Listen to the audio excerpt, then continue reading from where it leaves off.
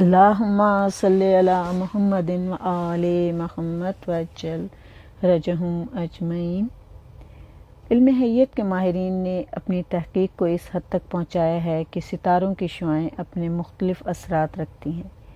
کسی کی تاثیر یہ ہے کہ قلب انسانی کے سیلز میں کشادگی پیدا کرتی ہے، اور کسی کی شعاعیں اس کے سیل میں تکلیف کا باعث ہوتی ہیں۔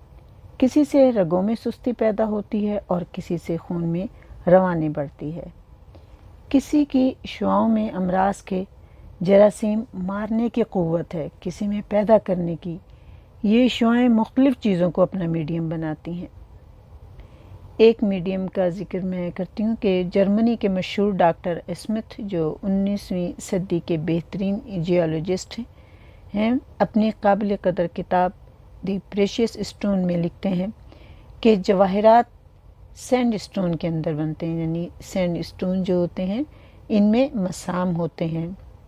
ان مسامات کی وجہ سے جو اجرام سماوی ہیں وہ ان سینڈ اسٹون میں اپنی قوت یعنی شعاعیں داخل کرتے رہتے ہیں، اور سیارے ہزارہ سال سے جب اپنی شعاعیں ان چٹانوں کے اندر ان سینڈ اسٹون میں داخل کرتے ہیں جن میں مسام ہوتے ہیں، تو مختلف قسم کے جواہرات پیدا ہوتے ہیں جو ان کے میڈیم کہلاتے ہیں۔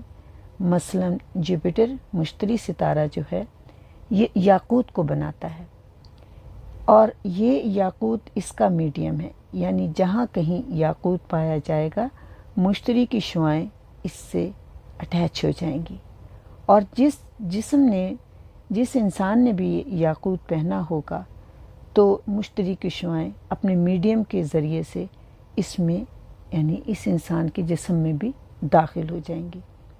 اور مشتری کی شعاؤں کی خصوصیت یہ ہے کہ وہ قلب انسانی کے سیلز کو کھولتی ہیں، اور سیل کے کھلنے سے ان میں آکسیجن زیادہ بھرتی ہے اور فرحت و قوت کا باعث ہوتی ہے، اور دل کی یہ خوشی اور طاقت انسان سے زیادہ کام بھی کراتی ہے اور خوش اسلوبی سے بھی کرواتی ہے، اور یہ دونوں باتیں مل کر اس کے لیے ترقی رزق کا باعث بنتی ہیں۔